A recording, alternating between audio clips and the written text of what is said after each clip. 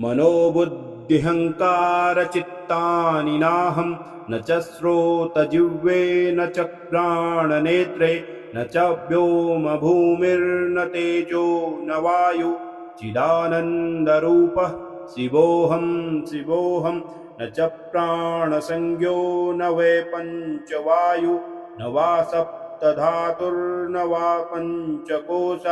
न वाक्पाणिपादं न चोपस्थवायु चिदानन्दरूपः शिवोऽहं शिवोऽहं न मे द्वेषरागो न मे लोभमोहो मदो नैव मे नैव मात्सर्यभाव न धर्मो न चार्थो न कामो न मोक्ष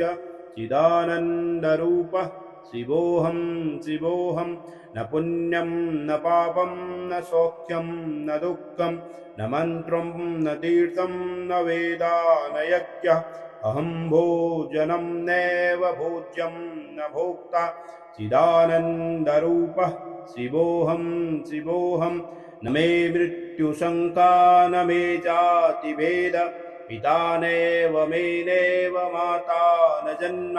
न बन्धुर्न मित्रं गुरुर्नैव शिष्यः चिदानन्दरूपः शिवोऽहं शिवोऽहम् अहं निर्विकल्पो निराकाररूपो